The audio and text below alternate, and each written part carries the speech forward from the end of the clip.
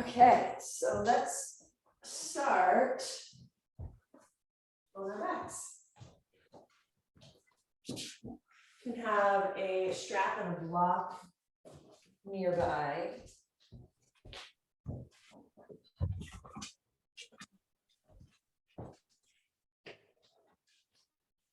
In today's class, we are going to work on more of a focus on spinal movement, working towards rotation in poses that embody the Supta or the Utthita Padangusthasana. So just to plant that little seed, right? If you were standing, one leg is straight, the other leg is out here, and then we rotate. So we're going to be working on finding that optimal length in the spine and then bringing in rotation.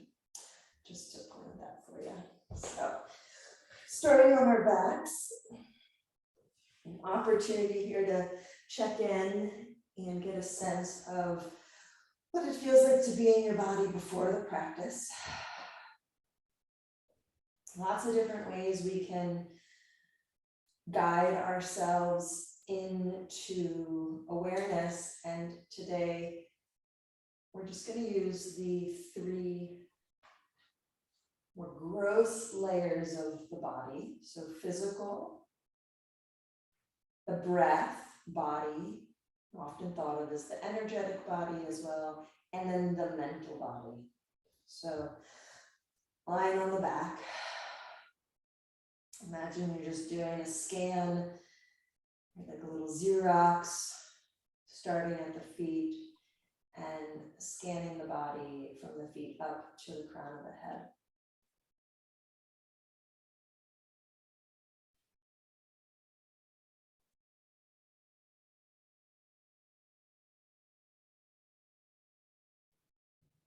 Noticing any areas of your body that call your attention.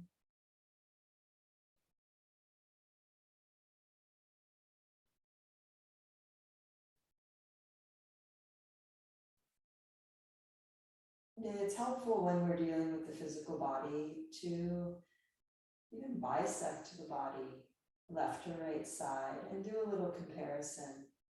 So for example, I carry a lot of tension under my left shoulder blade today.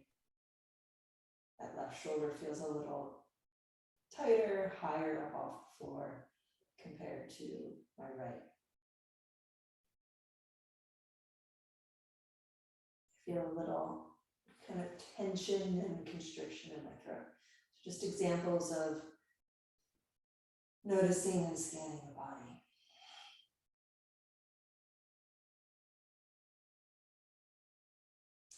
And begin to take some deep breaths.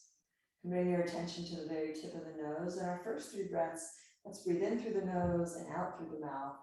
Invitation to express with some sound.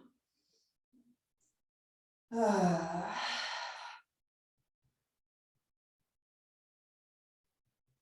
breathe out through the mouth. The sigh.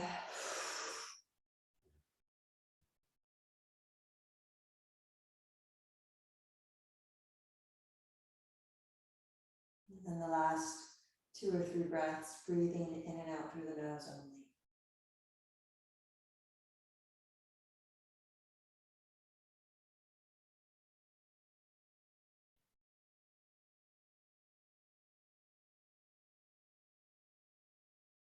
And then bring your attention to the mind, to the brain, to your thoughts.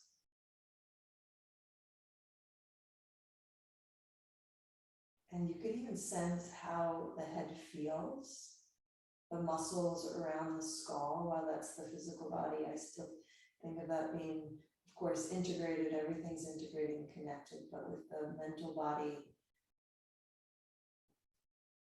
eyes, and simply the quality and the energy around the mental body. We feel kind of sluggish, a lot of thoughts.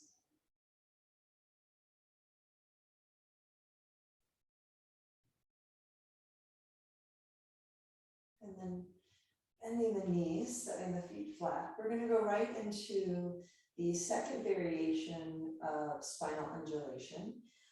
As people call these spinal waves. So interlacing fingers behind the head, feet flat on the floor. And we're going to add on, so we're going to start by initiating the movement from the pelvis. So big breath in here. And as you exhale, flatten the small of the back into the earth. Pairing the movement with the breath. And on the inhale, create space into the low back, and you're going to feel the pelvis tip forward. If you imagine the pelvis like a bowl of water, the water would be tipping over the pubic bone. As you exhale, the water would tip back towards the navel. Inhale to arch. Sometimes you'll hear this called arch and flatten as well. And exhale to flatten. Continue that movement and sense the effect on the head. How is the head moving in relation to the pelvis? As you inhale, can you feel the chin being dragged down to the chest? And as you exhale, can you feel how the head is being pushed away? So this is the natural movement of the head. We're going to simply allow that to occur.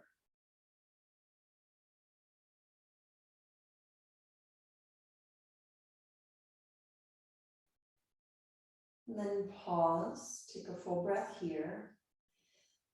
Feel free to sigh out.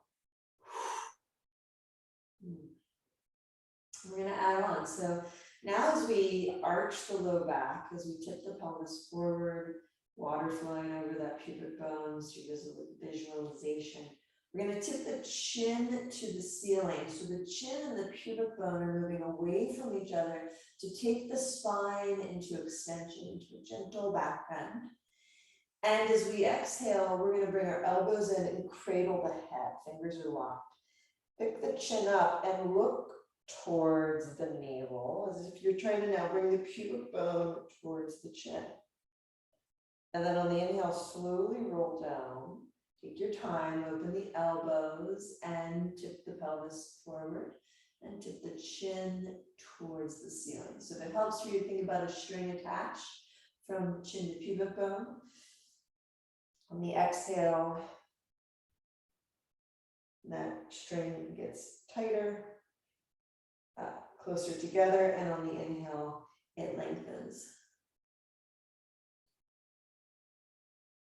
And then with the next exhale, go ahead and twist. Keep the feet flat, so we're bringing in rotation. The inhale is going to be the same. We arch the back and tip the chin towards the ceiling. And the exhale, curl to the left. Keep the feet flat. So the rotation is occurring more in the upper back. Isolated in the upper back. And then pause here and just take a breath. Make sure your feet aren't too close to the pelvis, so we remove any tension and gripping in the hamstrings.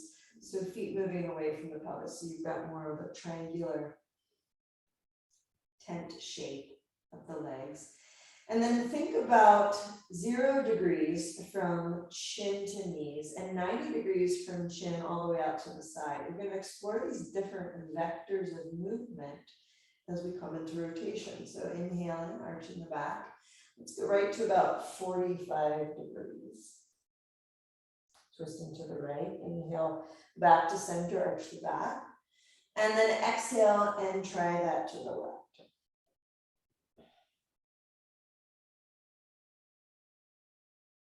Inhale. Next time you exhale, move to about 30 degrees. So a little closer to the knee. And sense and feel the pull and the tug through the back of the body. And also the engagement of the muscles in the front of the body, rectus abdominis and obliques moving in this type of movement.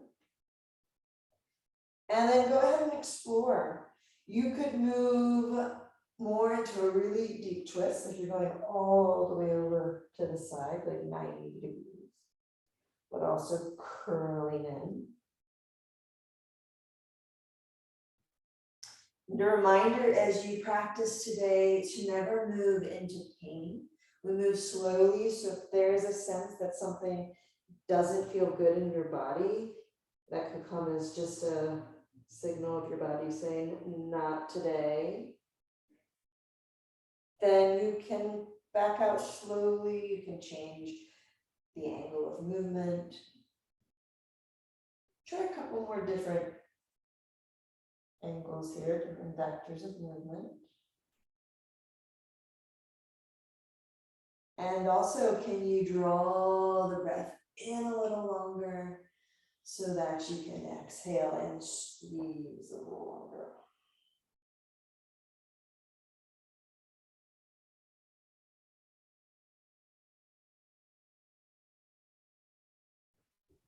And try one more to each side. We'll finish up that round. And then taking your time, there's no rush. Come to your back and rest. How's my sound for you, Erin?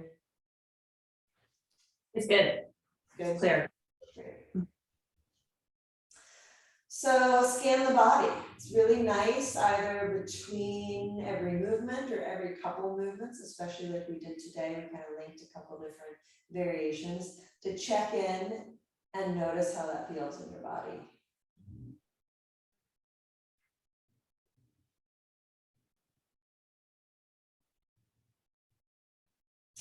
And then bend the knees, set the feet together. We're going to bring the arms up in a T position.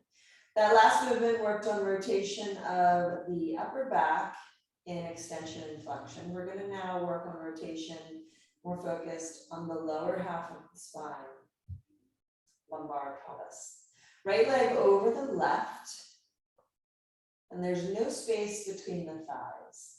So in yoga, we call this the Gomukhasana shape of the legs, cow face. And then on the inhale, the legs will fall to the right. And let's just go about 45 degrees. So we're not going to go all the way quite yet. Notice the tug on the left shoulder down through the left side of the waist into the hip. And then slowly come back and pause. Exhale is going to be a pause, a moment to rest in stillness. And the inhale will guide us into the movement.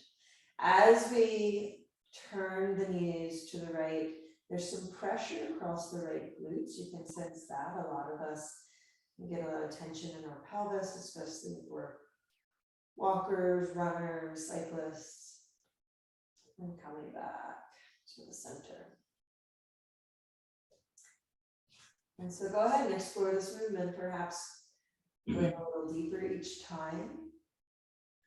I also like to do a little bit of we call feathering and moving in and out. At that end stage, almost like you're doing a little rock. So you feel a little tension in the glutes, you can do these little rocks in and out. And then coming completely out of it, pausing before going back in.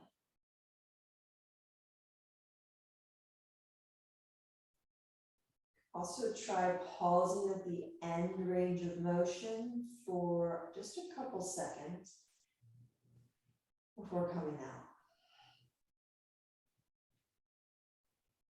So come back to center for that last one. And let's swap out the legs. Pause here, take a breath for nothing. Make sure your right foot's not too close to your pelvis. And then first one, just testing the waters. What's it like? Move really slowly. My body's a little tighter when I rotate to the left compared to the right. What's it like for you? This is a yin vinyasa. So it's a very easy, watery, cooling, calming style of vinyasa movement. Vinyasa is described as moving with the breath. So we're not holding the pose, we're not holding the stretch. We're moving into perhaps an end range of motion, exploring it, and then coming out.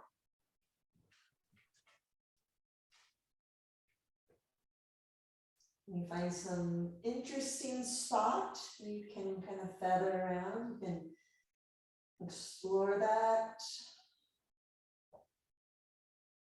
And then come.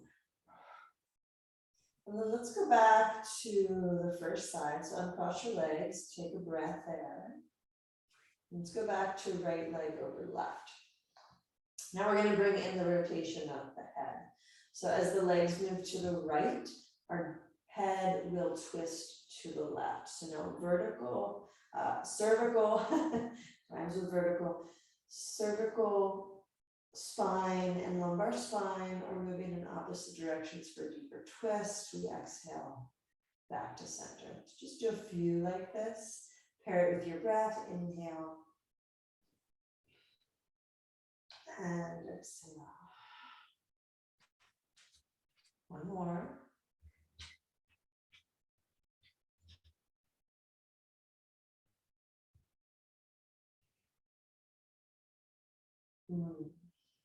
Swap the legs out. And left side.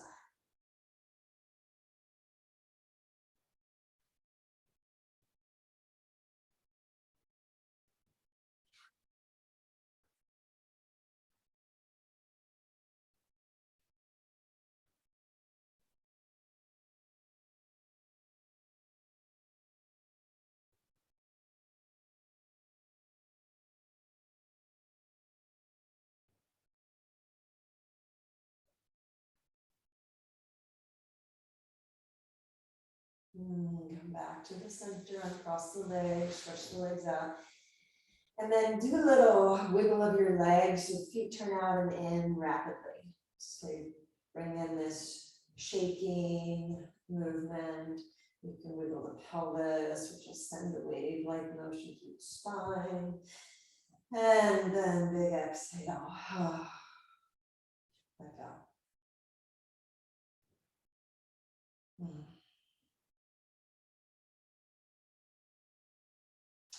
So the set of poses that we're working towards, the Parivritta Padangusthasana, is also involved with the hamstrings. So grab your strap. If it's not near you, hopefully it's near you, so you don't have to go all the way up like me. Grab your strap and come back to your back. And just have it nearby. We're going to bend your knees. And then bring the right knee into the chest. And we're going to start with a psoas release. So the psoas muscle connects, if you find your navel, right behind your navel is about T12, that's thoracic 12. And below that is L5 and L4, lumbar 4 and 5. The psoas muscle attaches to the front side of those vertebrae and comes down to the head of the femur bone. And so if you just feel your hip, your femur bone's right in there, deep in the hip socket. So it's the loin. And this muscle can be really tight, especially when we sit a lot. And so standing upright and finding extension can be challenging if that muscle is tight. So we're going to start with psoas release. This one is new for you, Erin. And it has been one of my favorites. I've been working with a lot of clients. So the left leg is going to be straight. In yoga, we call this apanasana. Right knee comes into the chest. And sense how easy that is for you to pull the knee in and what it feels like through also the left leg. Exhale here. And on the inhale, we're going to flex the left foot. And we're going to begin to lift the left leg up off the floor about 1 foot. You're going to feel the right knee also want to push into the hands. You can allow that to happen. And then as you exhale, slowly lower the left leg down. Once the leg hits the floor, let go of all muscular activation and hug the right knee into the chest. I got a lot of movement there. The knee came in a significant amount closer. And then on the inhale, flex your left foot, start to bring your left leg up into the air. Then right knee is going to want to push into your hands. Allow that to happen. That's muscular activation through both sides of the abdomen and the psoas muscle. And as you exhale, slowly lower. This is called eccentric movement. So the muscle's activated, but it's lengthening. And in the exhale, let everything go. Right knee comes in. One more time, inhale, activate, concentric movement, muscle activation, muscle getting shorter.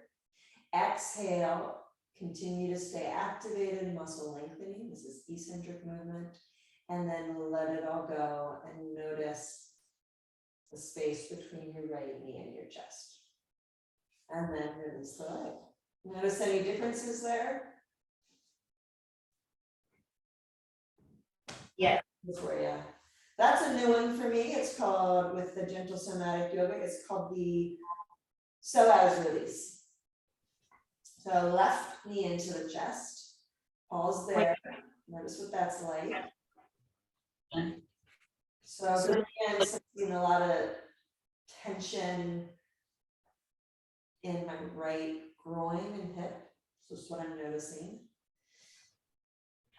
And then with the inhale, we're going to activate the right leg, hug muscle to bone, begin to lift the right leg slowly up, about a foot or so off the floor. And then exhale to slowly lower. Once the heel, the leg touches the floor, let go completely and hug the left knee into the chest. 2 more times. Inhale, lifting. Exhale, lower. I just got some nice little pops in my low back too.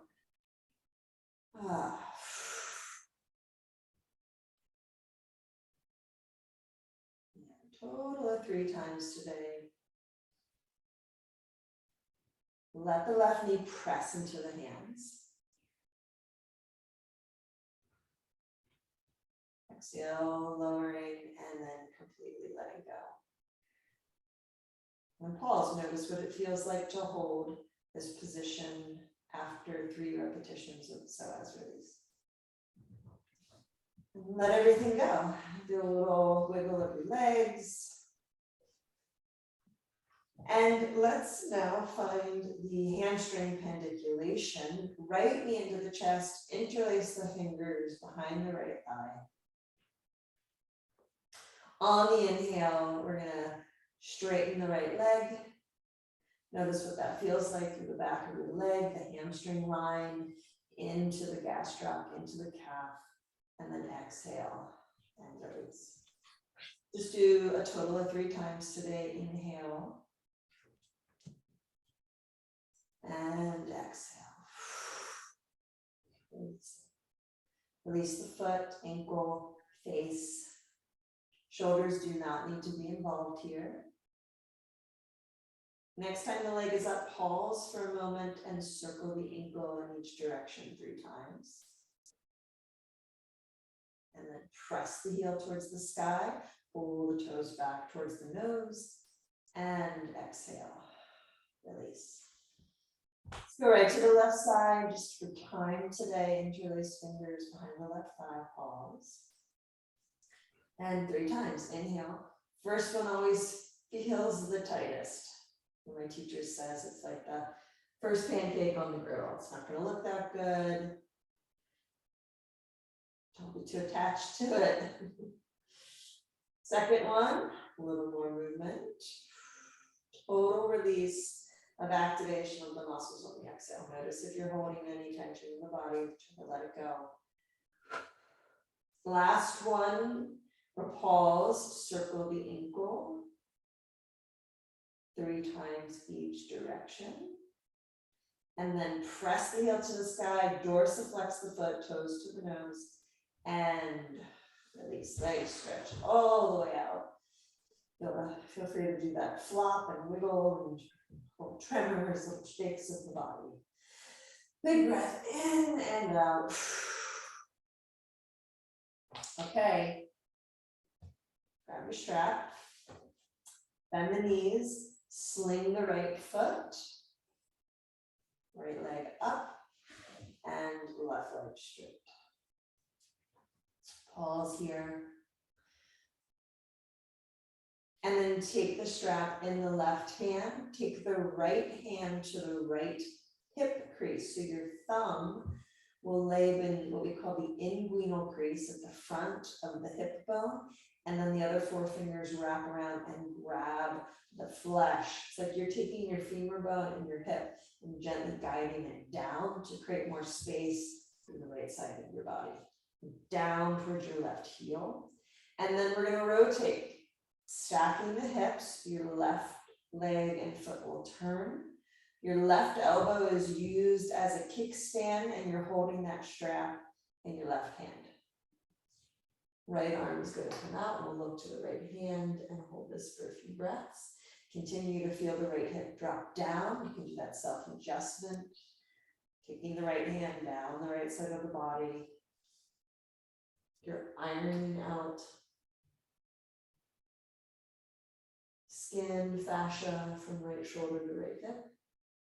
We won't hold this too long. We're going to do it at the end of class today as well. And let's switch out. Bring the right foot back in to the chest. Left foot hooks in the strap. Straighten the leg. This is your Parivritta Padangusthasana. And then we're going to go into Parivritta. They're revolved. So strap in the right hand. Begin to take your left foot to the right.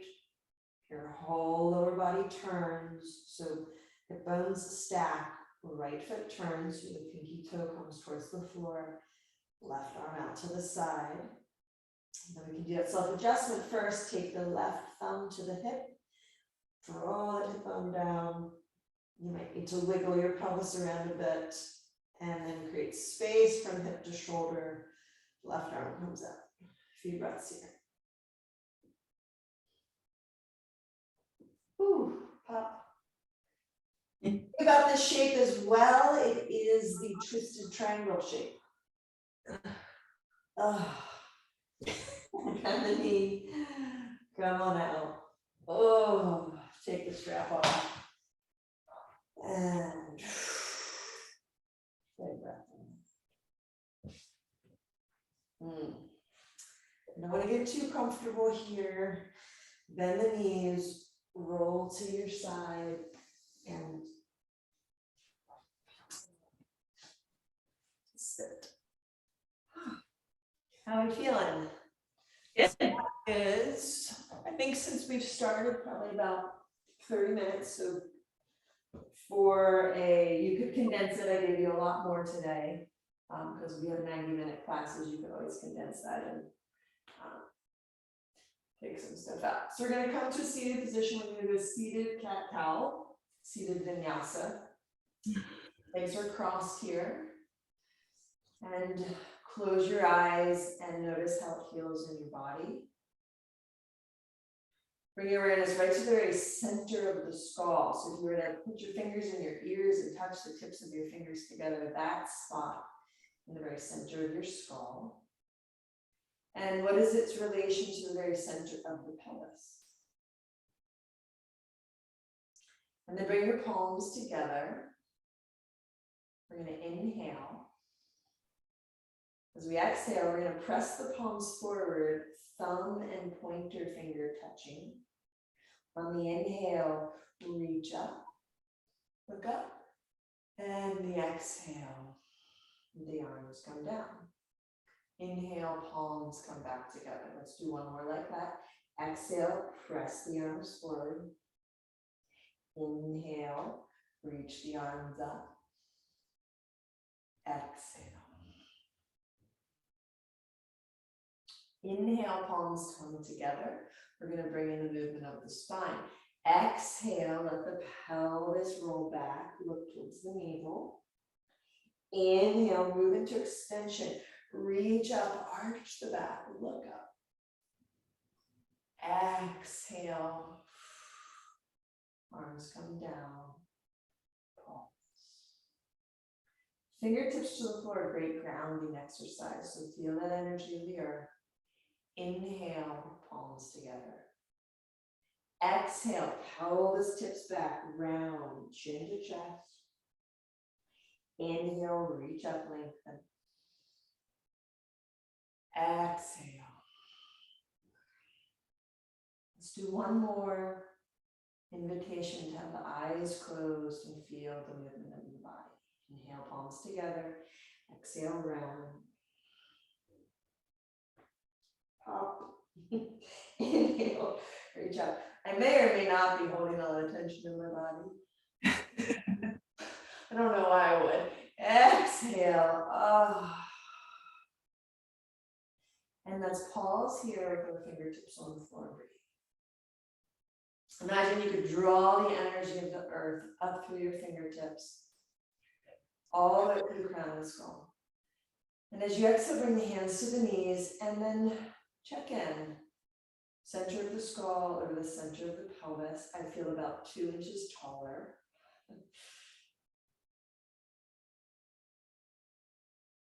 Great. And then let's come to our hands at our knees. And we're going to do a somatic cat-cow. So somatic movement is characterized by pandiculations. And so pandiculations, you've heard me use that term a lot, is activating a muscle, squeezing the muscle. So like rectus abdominis, we're engaging it to bring us into flexion. And then we release those muscles and come to neutral, or sometimes we come right into that opposing group of muscles, engaging them, and then coming to neutral. So we're going to do cat-cow and focusing on really engaging through the abdominal muscles so that when we come to rest, the abdominal muscles release and come to their natural state of length. We tuck the toes under or point the toes, whatever feels best in your knee. I do notice it changes how I feel in my knees when I tuck or point my toes. So do whatever feels best in your knees. Spread the fingers wide apart and turn your hands so your pointer fingers are parallel. Create a lot of space between the webbing of your fingers. Inhale, we're going to be right in neutral. And as you exhale, begin to round the spine into that cat position and keep the abdomen engaged as you press back into child's pose. And then let go completely here in child's pose. So your arms release and your head releases. On the inhale, once again, draw the abdomen in and come up. And then exhale to neutral. Inhale here. Exhale, pull the abdomen in and slowly come back into child's pose. It's a wonderful abdominal engage exercise here. And let go completely. Forehead to the floor, you can turn your head. It feels better to have some support under your head. You can stack your hands. And then pull the belly in, round the spine, come up. And then we're going to go right into the extension. Inhale, look up. Exhale, round. Slowly move back and release. Pause. Take a full breath. You're going to do one more like that. Inhale, come up, engage the belly. Exhale to neutral. Inhale, arch the back. Exhale, round, shift back. And let go completely. Pause here. And then slowly come up. If it is comfortable, you can sit in Virasana. that's not comfortable, come up to the knees and pause. And then let's come to standing from here. It's great balance work. So shift your weight over into the left knee and see if you can bring your right foot up slowly. I did this yesterday morning in my class with people. It was really fun. I have a woman that had hip replacement, and so we're working on building strength and stability in her hips again. And then we're going to bring that knee back. And your arms are just moving to balance you. So it kind of feels like you are on a tightrope or a slack line. And then you're going to shift. So weight shifts into the other knee. The back foot and shin knee come up. And you just slowly practice bringing that foot around forward, like you're in a lunge, and then bringing it back. If it is bothersome to the knees, you can fold up your blanket and put it under your knees. And remember that if something doesn't feel good in your body, you just omit it. We could always do this standing. So if someone did not want to do it on their knees, it's a little challenging on the knees, but you could even just have someone practice picking the knee up, which is what we're going to be doing later, balancing. So now from here, after you've done both sides, go ahead, pick the side that was harder for you. So I'm a little more wobbly, balanced on my right side. So I'm going to keep my right knee down, pick my left foot up, step it forward, and then step all the way forward. Great. Come to stand. Take a breath, and then pull up your blanket. So we use the blankets in the somatic movement so we can slide. We don't do too many sliding movements today. So if you were teaching a class, you could just omit the blanket or have it, always have it nearby if someone does need to pad their knees. I do like it. I find that with the spinal undulation, it kind of gives you this feeling like you're a little earthworm. And I will find that I kind of wiggle a little bit on the floor. And so if I have a blanket down, it allows the movement to be smooth and I don't stick. So preference, ease of how you're teaching. Let's do some sun salutations. Come to the top of your mat. Take a breath here, exhale. Inhale, big breath in, stretch the arms up. Exhale, all the way down. Pause here. If it feels tight through your hamstrings, take your feet a little wider. Drop your head completely. Off with the head. Inhale. Look forward. Place the hands just like we have them in our cat-cow position. So pointer, fingers parallel, and step back. Pause here. Let's hold this position, building strength in the arms and the core. Strong legs, don't let the pelvis sag. Imagine there's a little fire burning right under the navel and you're just gonna pick up the navel a little bit. Not the hips, just the navel. Very subtle. Exhale, come down to the knees. Look forward and slowly lower chest to the floor. Totally okay if the hips come down first. Chest lifts, cobra. And then exhale, tuck the toes, press up and back, downward dog. Let's take the feet as wide as the mat today. And your hands, if they're not already there, as wide as your mat, or grab the edges of your mat, tuck all four fingers under, and your thumbs now are parallel.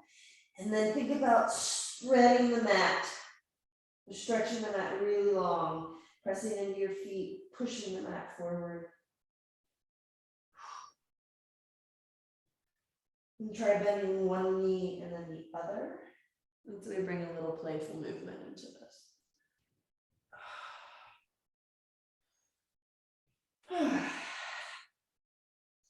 Bend the knees, lift your sit bones up into the air, and then exhale, slowly begin to stretch the legs straight. And then come back into your typical downward dog. Take a breath here. Bend the knees and bring the feet forward. Lift the chest, bow, Drop your head completely.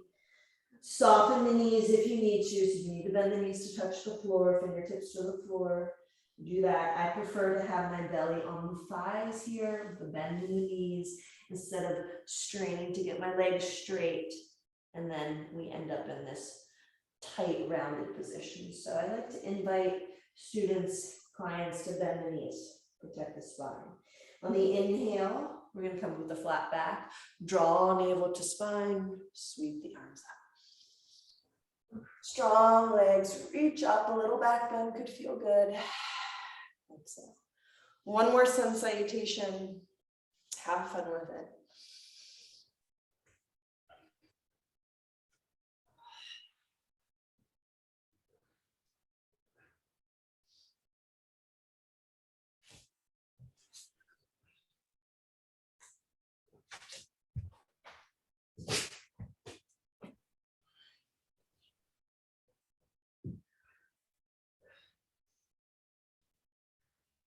No rush.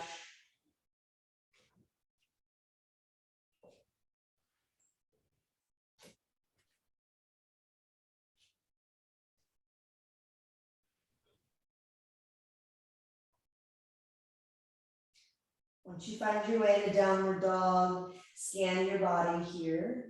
Notice what it feels like. And if you feel pain or tension, can you do little movements in your joints? Could you bend your knees? Turn your hands.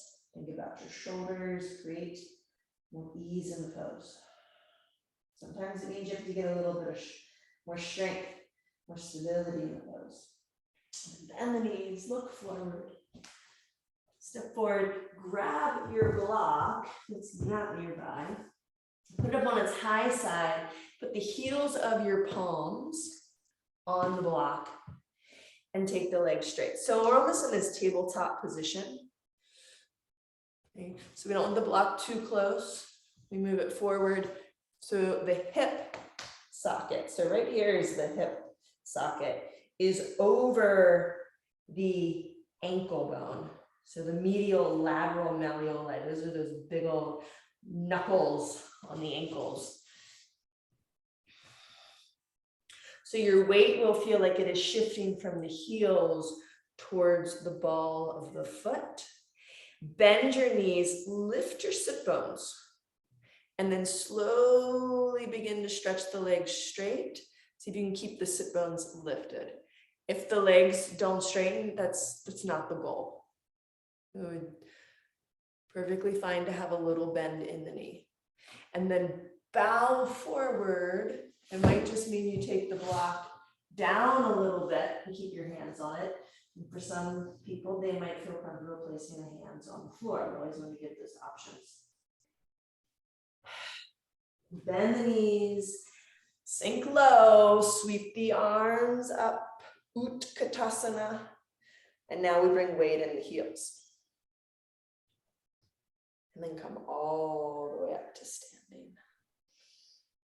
And exhale. So I talked about Parivritta Padangusthasana. So of course we have to do it.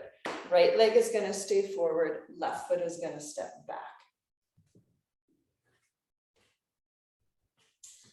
Do you still have that line down the center of your mat?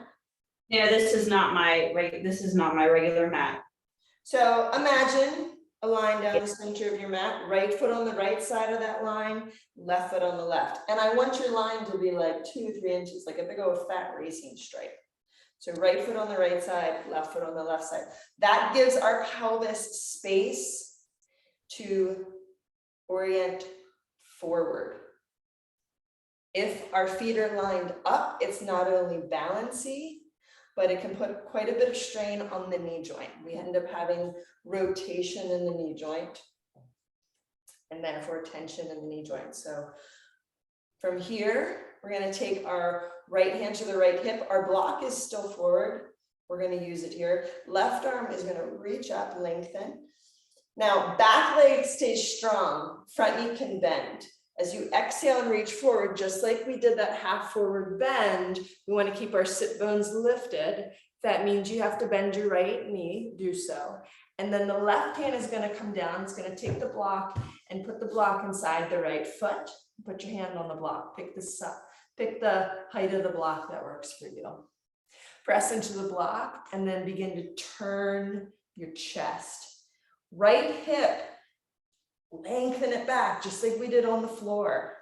Putting all of this together. So I hook my thumb into the hip and I push it back towards my back heel. That was the heel that was on the ground and we were on the floor. We're not even gonna lift our arm today. Pay attention to your hand, right? I actually want my block a little higher and I wanna wiggle my left foot back a little bit. That's what I'm feeling in my body. So little micro adjustments. Sometimes we come out, readjust, and then go back in. Revolved triangle. Yep, exactly. Parivritta Padangusthasana, right foot forward, left hand on the block.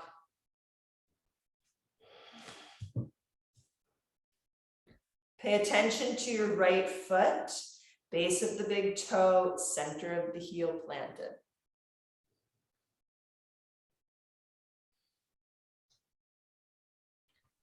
And then exhale. Let's come out of it into a downward dog. Right from the back.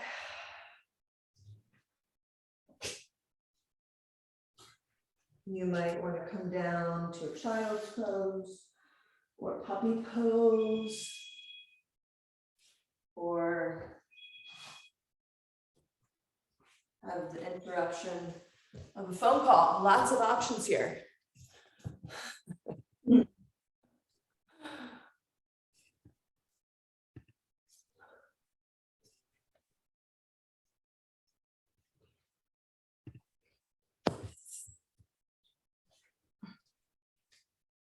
Bend the knees, look forward, step forward. I'm so out of practice doing Zoom calls. I feel like it's been a while. And then slowly make your way to stand and Parivritta Padangusthasana. Left foot forward, so right foot is going to step back. Hands to the hips. We're twisting, so we want to start with a neutral pelvis. Neutral. Right hip is coming forward. Right arm reaches up, lengthen. Back leg is strong. Extend, extend, extend, extend, extend. Hand down to the block. And my left leg is asking me to bend the knee a little bit. And as I do that, I find more freedom in my low back, more length, more ease. Left hand to the hip. And then we begin to rotate. Keep driving the left hip back.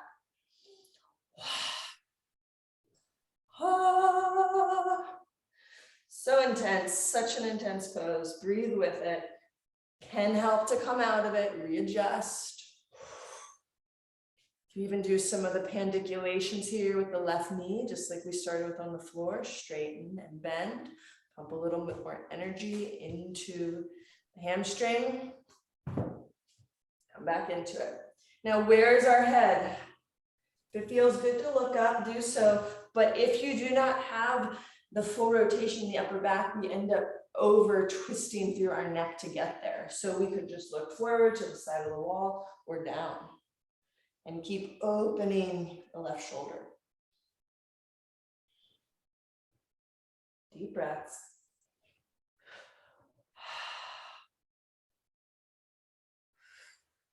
Inhale, exhale, hit that eject button.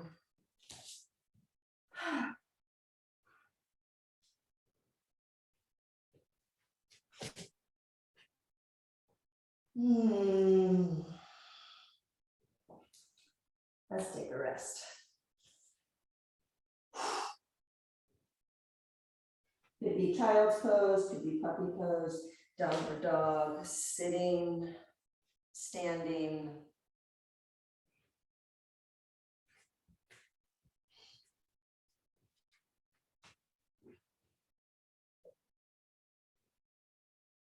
And then Oh, I love that option there in the forearms.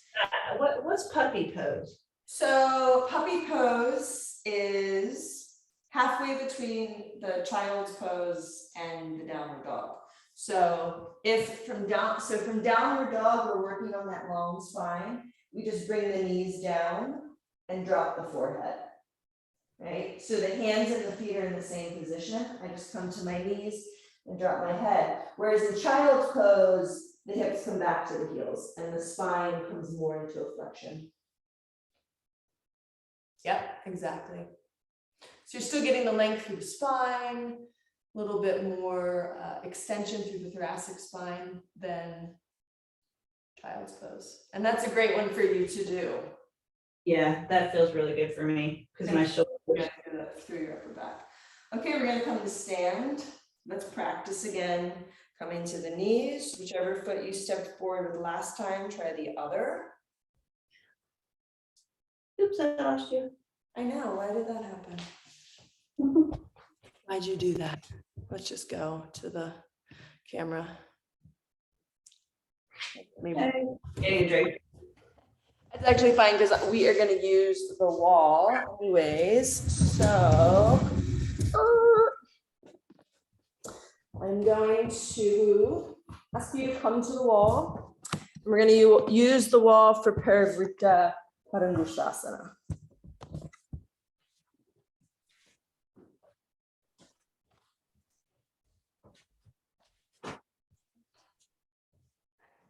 So we've got our strap.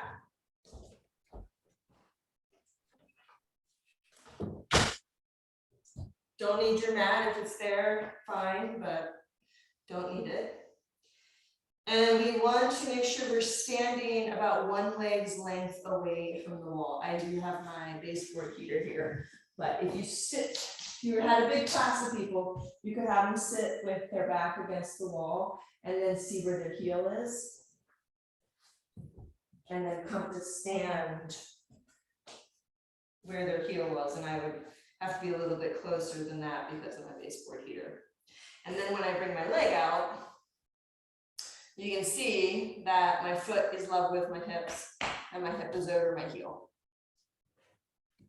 So from here, whichever side, let's see here, we started with our right foot forward in Parivritta Padangusthasana, so we're going to do the right foot on the wall first. Let's start by just balancing. So right knee comes up, keep your strap in your hands, just hook it over your thumb or first finger and find your balance. And then take the foot to the wall. Bend your knee, look, we're in a lunge. Here's an easier way to get that strap on the foot. And then pick the ball of your foot up and put the strap there. Grab the strap, stretch your leg, pause. Standing leg is the one we want to keep straight. So if the right knee has to bend, let it. Right hand to hip, bend and straighten. Couple pandiculations again against the wall. And then when you find the position that works for you today, we pause. And we can tug on the strap, begin to twist.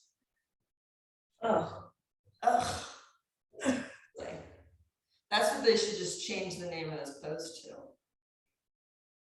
In Sanskrit.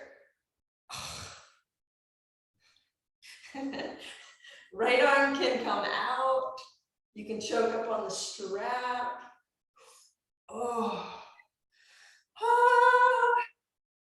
Sometimes singing helps. And then bend the knee. Just let go of everything. Put down. Do your little shake, shake, shake, wiggle. And we switch sides. Left foot on the wall. Bend the knee. Oh, we didn't do our balance. So, Karate Kid. So much harder for me to balance on my right hip. This is where my right leg was run over by a truck, and so all these muscles are still don't work as well. And then left foot on the wall, bend the knee, your strap on there, strap on, and little pump. Choke up on the strap, left hand to hip, drop the hip, straighten the right leg, lift your chest. This could be your pose right here.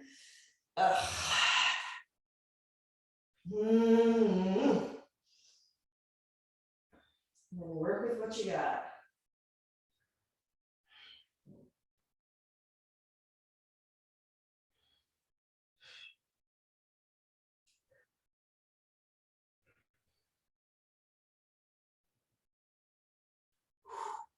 Bend the knee, let go of the strap. Come on off. How we doing? We're stretchy.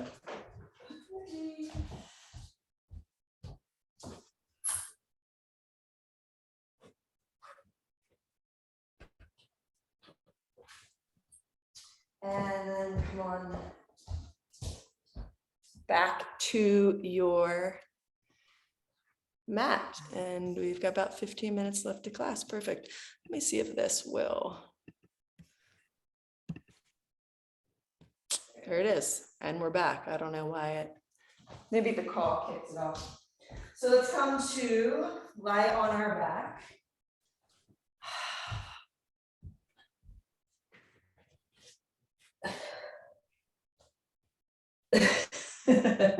Oh, really? It's fun. Goodness gracious. Well, I'll just click it back, and since we're lying down again, it's fine. So one pose you could work in if you had time. What seated pose would stay within our framework of stretching the hamstring with a twist? So we've got Janu Shirshasana, and then we would rotate.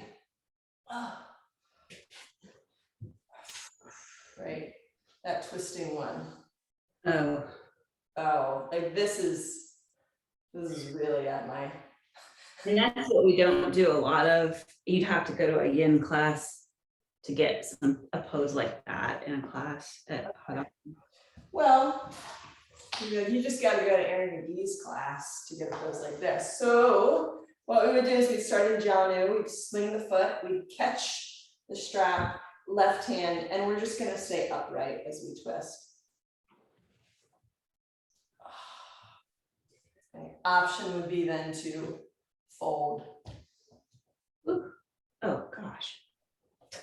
So it is Janu Shirshasana, but we could twist because we've been twisting over the straight leg. So you go in the twist first, and then maybe just bring in Janu Shirshasana, letting people fold out over the leg. Just throwing in some options for you. We'll switch.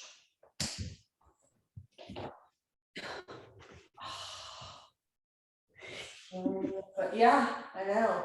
These poses, if I don't do them regularly, oh.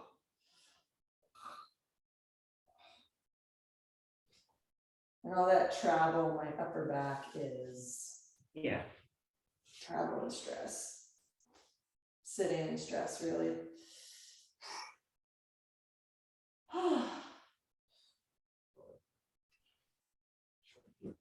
So a few breaths in the twist, and then you could come into Janu. Janu is the knee, Shirsha is the head. So it is the head to knee pose.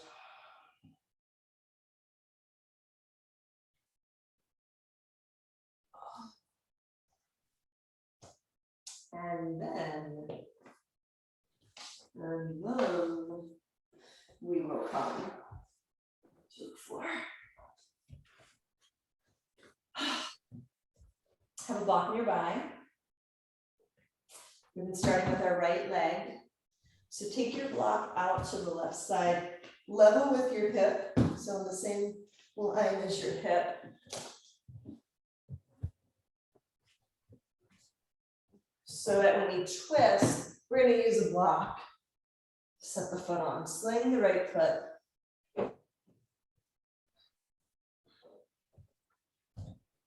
Left leg straight. Right leg up in the air.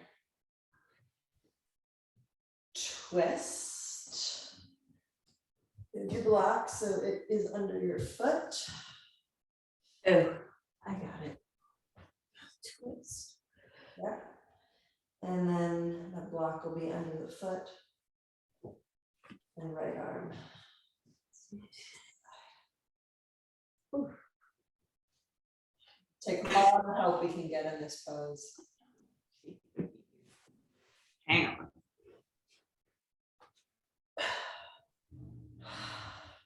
So your right leg is dropping to the left. Correct. And your left leg is going to turn. So your left toes are pointing to the left as well.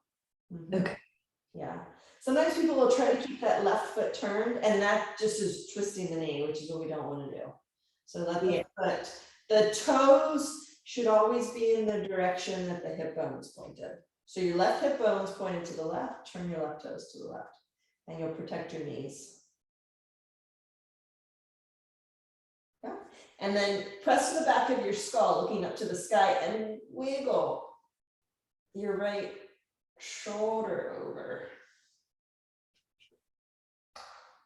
And if it's comfortable on your neck, and if and only if, look over to your right. And my right foot actually came up off the block a little bit.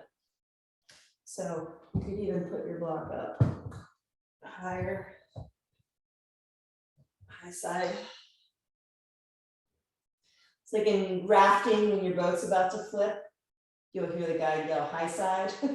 So in yoga, when we're in panic, we're like high side. Put the block on your high side. Oh, and bend your right knee to come out of it. Move your block over.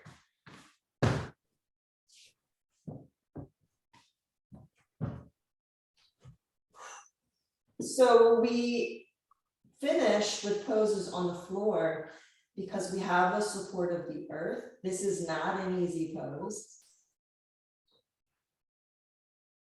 And there can be more potency because there's an opportunity for us to really release into the floor, use the floor for alignment and support, and then maybe stand these poses for a little bit longer than we would do standing.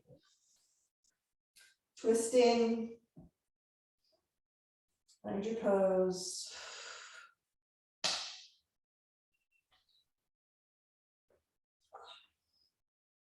Push into the back of your skull, wiggle the left shoulder over.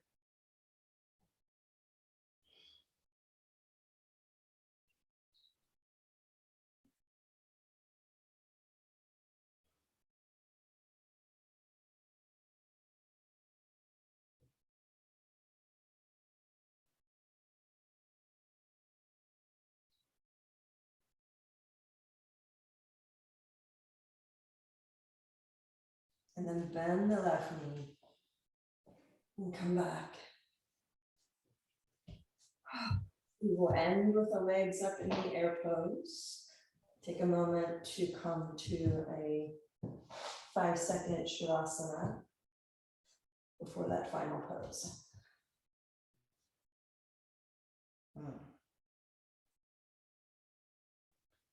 And then we'll use the block and our strap. Those are our two props we've been weaving into all of our poses today. So feet are flat, hips lift, block slides under.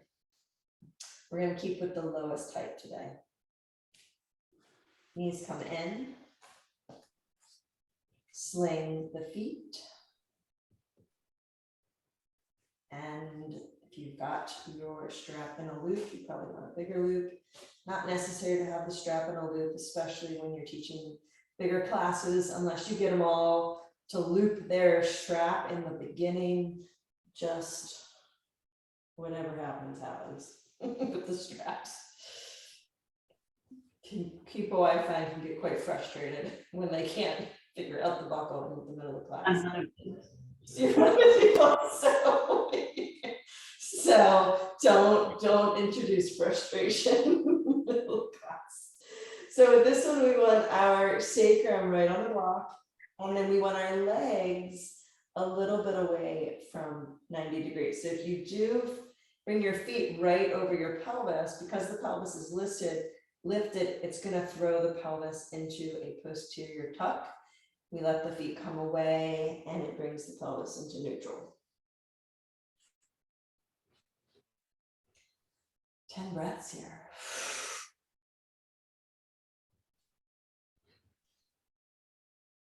And use this pose to bring in a little pranayama where we're inhaling for 4 seconds and exhaling for 6. Lengthening the exhale.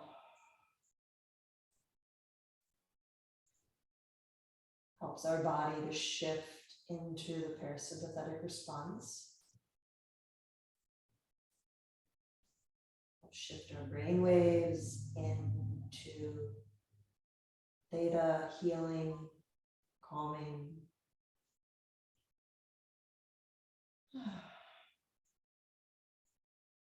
Preparing for Shavasana.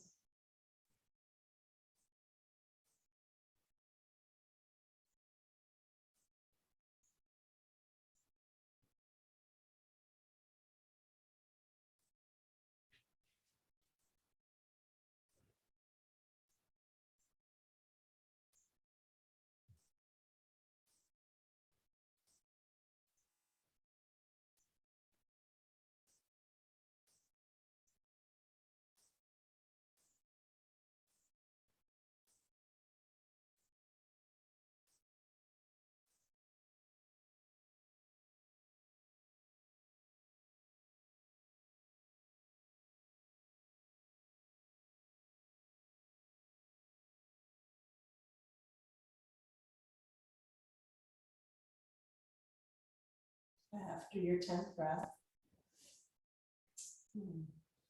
take one foot out at a time. Set the feet flat. Press into the feet, lift the hips. Move the block and come out of it.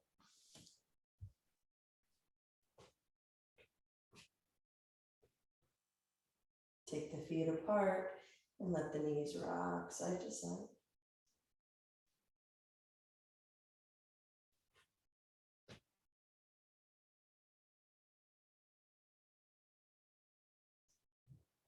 Bring the feet back to center and do some gentle arch and flattening.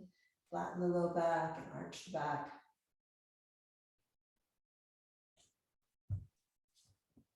Before organizing your body into final Shavasana. Making sure that whatever is touching your right side is touching your left. If it's not touching your right, don't let it touch your left. So push all the props away. Organize your tissues and your clothing. If you have an eye pillow, you could put it over your eyes. And come to rest.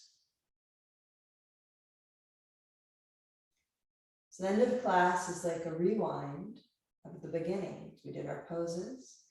We're going to then scan the body. What's it feel like mentally?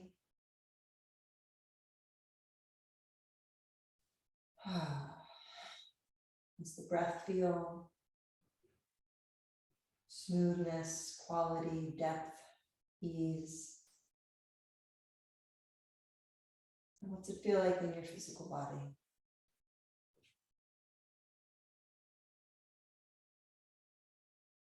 Until we come to just be and rest here.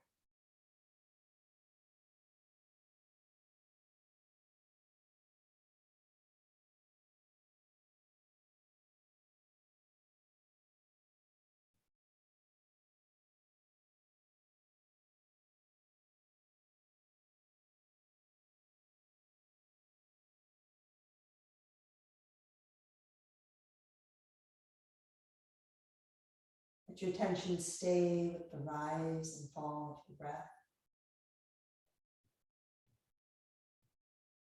The mind tends to wander. You could bring in a simple mantra, repeating silently to yourself, so as you inhale, and hum as you exhale.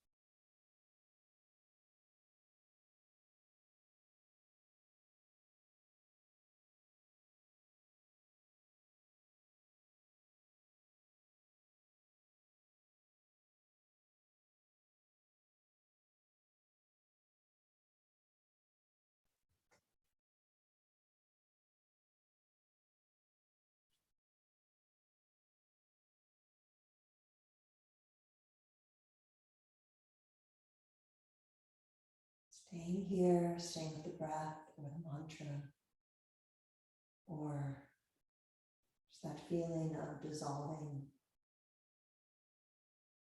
into the absolute.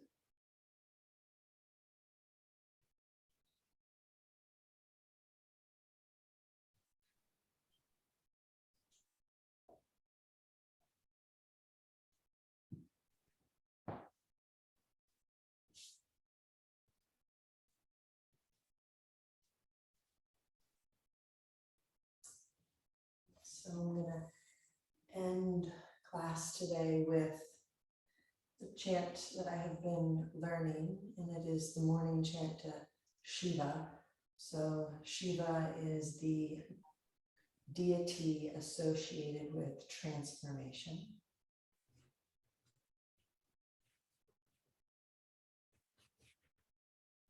And the one who can help us to remove the afflictions of samsara. So samsaras are these habits that we carry with us in our psyche, that perhaps we carry with us from past lives, from past karmas. So you can just lie here and bathe in the vibrations of this mantra, this chant.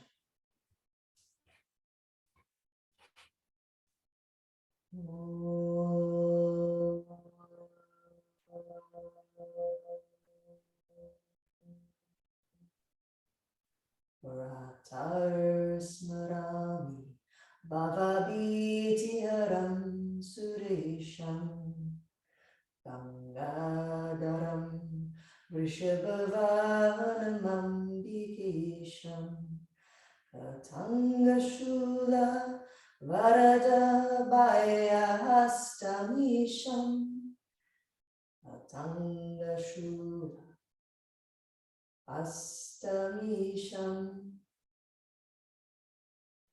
Katangashula Astamisham.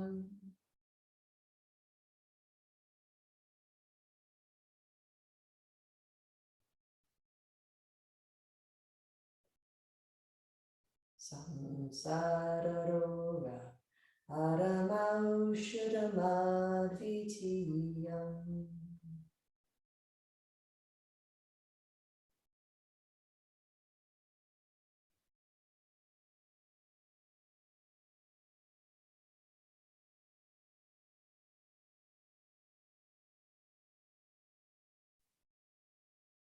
Begin to deepen the breath.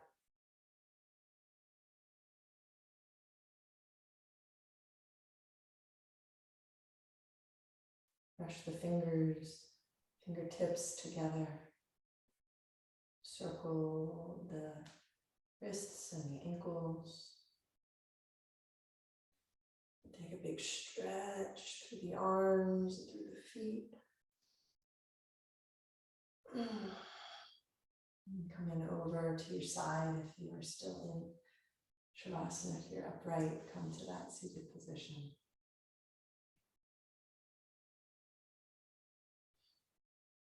Bring the palms together to the heart, bowing the head, to the hands, and to the heart.